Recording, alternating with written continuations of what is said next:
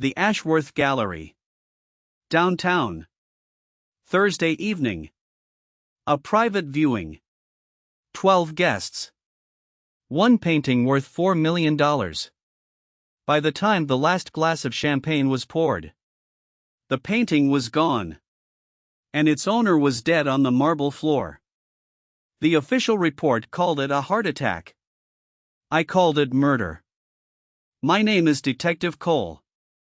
And someone in that gallery thought they had gotten away with the perfect crime. They were wrong. The victim was Leonard Ashworth, 63 years old. Self-proclaimed art visionary. Known for buying low, selling high, and making enemies at every step. He was found at 9:48 p.m. by a waiter carrying a fresh tray of drinks. Leonard was slumped against the far wall, beneath the empty frame, where his most prized possession had hung for 6 years. The Belmont. A 19th-century oil painting. Insured for $4 million. Rumored to be worth twice that. No signs of struggle. No visible wounds. The doors had been locked from the inside since 8 p.m. Nobody had entered or left. And yet, the painting was gone. And Leonard was dead. Let me introduce you to the 11 guests. I narrowed it down to 5. First, Sylvia Crane, Leonard's business partner. She had co-signed the insurance policy on the Belmont 18 months ago. In the event of Leonard's death, she was the sole beneficiary. She stood in the corner all evening, barely touching her drink.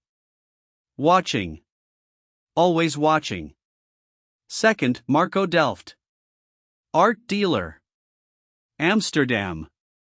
He had made 3 separate offers to buy the Belmont. Leonard had rejected all of them. Publicly.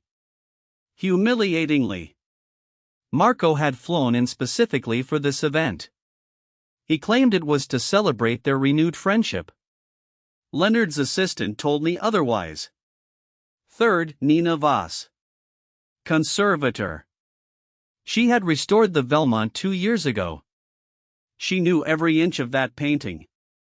Including, as I later discovered, that it was a fake. The original had been swapped during restoration. And Nina was the only person who could have done it.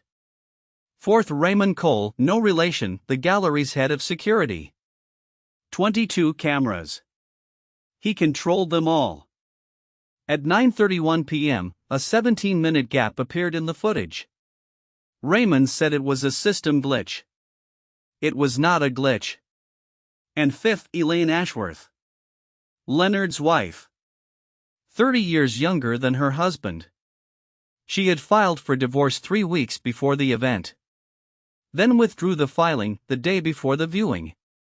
When I asked her why, she said Leonard had asked her to give him one more chance. Now here is what forensics found. Leonard's champagne glass contained traces of a compound called digoxin, a cardiac medication. In therapeutic doses, it regulates the heart. In the quantity found in Leonard's glass, it stops it. The compound had no taste, no smell. It would have taken effect within 40 minutes. Whoever poisoned that glass did it early in the evening. Calmly.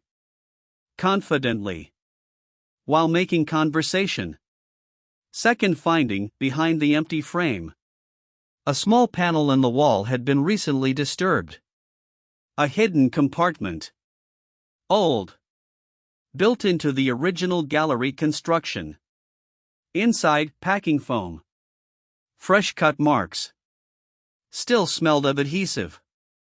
The painting had been stored there and removed through a service corridor that bypassed every camera in the building.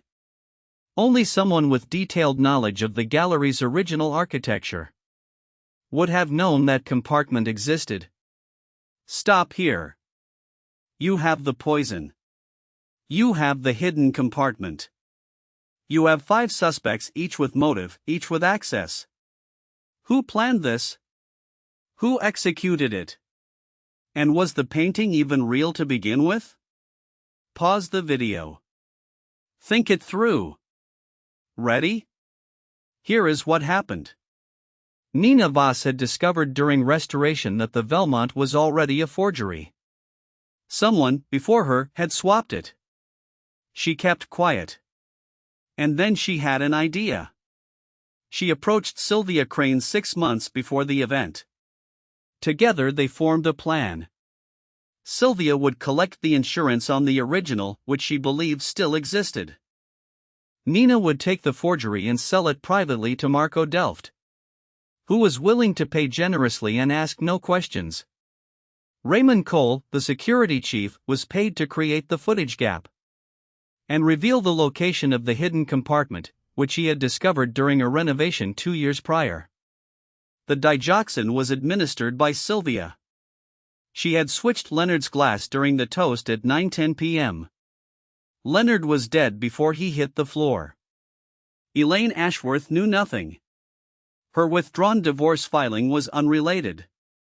Leonard had promised to update his will in her favor. He never did. Sylvia Crane was arrested 4 days later at an airport in Zurich. Nina Voss was detained in Amsterdam, the forgery still in her possession. Raymond Cole cooperated immediately and testified against both. Marco Delft was questioned but never charged. The original Belmont, the real one, was found in a private storage facility in Geneva. It had been there for 11 years. Stolen long before Leonard ever owned it. He had paid $4 million for a copy. And died protecting something that was never really his. I am Detective Cole. And this has been Murder in the Dark. If you identified Sylvia and Nina, exceptional work. Subscribe for episode 5. Next week, a lighthouse, a missing keeper, and a storm that may have hidden something far darker than weather.